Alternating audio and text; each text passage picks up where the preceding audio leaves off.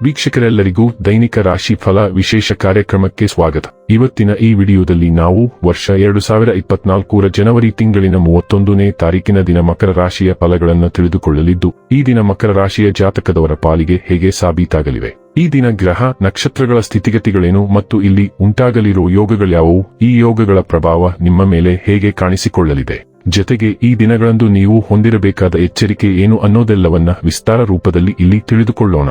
ಮಾಹಿತಿ ತಿಳಿದುಕೊಳ್ಳುವುದಕ್ಕೂ ಮುನ್ನ ನಮ್ಮ ವಿನಂತಿ ಎಂದರೆ, ನೀವಿನ್ನೂ ನಮ್ಮ ಚಾನೆಲ್ ಸಬ್ಸ್ಕ್ರೈಬ್ ಮಾಡಿಲ್ಲವೆಂದರೆ ದಯವಿಟ್ಟು ಈಗಲೇ ನಮ್ಮ ಚಾನೆಲ್ ಅನ್ನ ಸಬ್ಸ್ಕ್ರೈಬ್ ಮಾಡಿ. ಹಾಗೆ ನಿರಂತರ ವಿಡಿಯೋ ಅಪ್ಡೇಟ್ಸ್ಗಳಿಗಾಗಿ ಪಕ್ಕದ ಬೆಲ್ ಐಕಾನ್ ಕ್ಲಿಕ್ ಮಾಡಿ. ವೀಕ್ಷಕರೇ, ದೈನಿಕ ರಾಶಿ ಫಲಗಳನ್ನ ತಿಳಿದುಕೊಳ್ಳುವುದಕ್ಕೂ ಮುನ್ನ ಈ ದಿನ ಗ್ರಹ ನಕ್ಷತ್ರ ತಿಥಿಗಳ ಮಾಹಿತಿ ಮತ್ತು ಯೋಗಗಳ ಕುರಿತು ನೋಡೋಣ.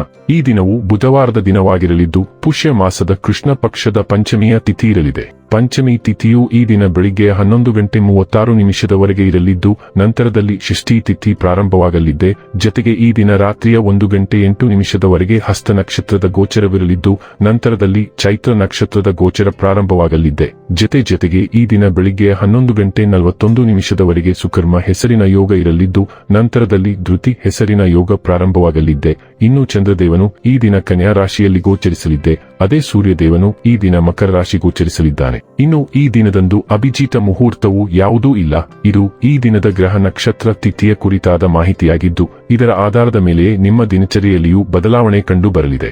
ಇನ್ನು ಈಗ ಈ ದಿನದ ಮಕರ ರಾಶಿಯ ಫಲಗಳ ಕುರಿತು ನೋಡುವುದಾದರೆ, ನಿಮ್ಮ ಸಾಮಾನ್ಯ ಜ್ಞಾನದ ಜೊತೆಗೆ ನಿಮ್ಮ ನಿರಂತರ ಪ್ರಯತ್ನ ಖಂಡಿತವಾಗಿಯೂ ಯಶಸ್ಸು ತರುವುದರಿಂದ ತಾಳ್ಮೆಯಿಂದಿರಿ. ದೀರ್ಘಕಾಲದ ದೃಷ್ಟಿಕೋನದಿಂದ ಹೂಡಿಕೆ ಮಾಡಬೇಕು.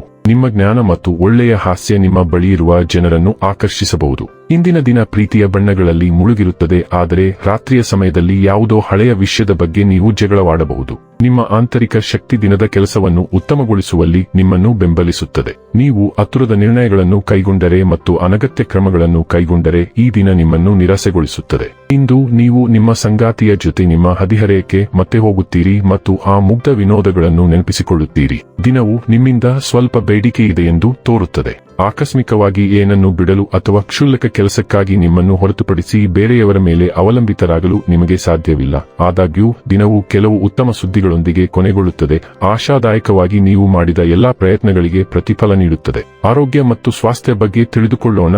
ನೀವು ಸುಲಭವಾಗಿ ವಿಚಲಿತರಾಗುತ್ತೀರಿ ಮತ್ತು ಆದ್ದರಿಂದ ಕೇಂದ್ರೀಕರಿಸುವ ಸಾಮರ್ಥ್ಯವನ್ನು ಹೊಂದಿರುವವರನ್ನು ಆಳವಾಗಿ ಮೆಚ್ಚಿಕೊಳ್ಳಿ. ಅವರಿಂದ ಏನನ್ನಾದರೂ ಕಲಿಯಲು ಮತ್ತು ನಿಮ್ಮ ಸ್ವಂತ ಜೀವನದಲ್ಲಿ ಅವರ ತಂತ್ರಗಳನ್ನು ಅಳವಡಿಸಲು ಸಮಯ. ಮುಖ್ಯವಾದ ವಿಷಯದ ಮೇಲೆ ಕೇಂದ್ರೀಕರಿಸಲು ಮತ್ತು ಅದರ ಹಿಂದೆ ಹೋಗಲು ನೀವು ಅವಕಾಶವನ್ನು ಪಡೆಯುತ್ತೀರಿ. ಮುಂಜಾನೆ ಯೋಗಾಭ್ಯಾಸ ಮಾಡುವುದು ಸಹ ಸಹಾಯಕವಾಗಬಹುದು.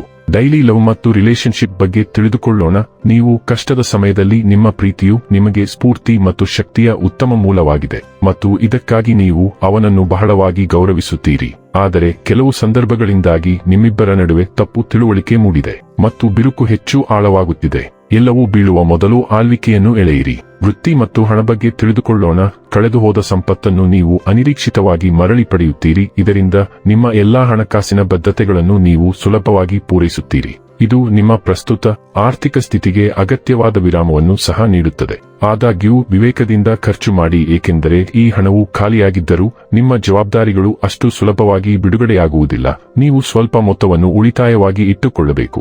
ಇನ್ನು ಕೊನೆಯದಾಗಿ ಈ ದಿನ ಮಾಡಿಕೊಳ್ಳಬೇಕಾದ ಉಪಾಯಗಳ ಕುರಿತು ನೋಡುವುದಾದರೆ, ಆರ್ಥಿಕ ಸ್ಥಿತಿಯನ್ನು ಸುಧಾರಿಸಲು ಹಸುವಿಗೆ ಬೆಲ್ಲವನ್ನು ತಿನ್ನಿಸಿ. ವೀಕ್ಷಕರೇ, ಇದಾಗಿತ್ತು ಮಕರ ರಾಶಿಯ ಜಾತಕದವರ ದೈನಿಕ ರಾಶಿ ಫಲದ ಮಾಹಿತಿ ಇಷ್ಟವಾದರೆ ವಿಡಿಯೋವನ್ನು ಲೈಕ್ ಮತ್ತು ಶೇರ್ ಮಾಡಿ. ಹಾಗೆ ಚಾನೆಲ್ ಸಬ್ಸ್ಕ್ರೈಬ್ ಮಾಡುವುದರ ಜೊತೆಗೆ ನಿರಂತರ ವಿಡಿಯೋ ಅಪ್ಡೇಟ್ಸ್ಗಳಿಗಾಗಿ ಪಕ್ಕದ ಬೆಲ್ ಐಕಾನ್ ಕ್ಲಿಕ್ ಮಾಡಿ.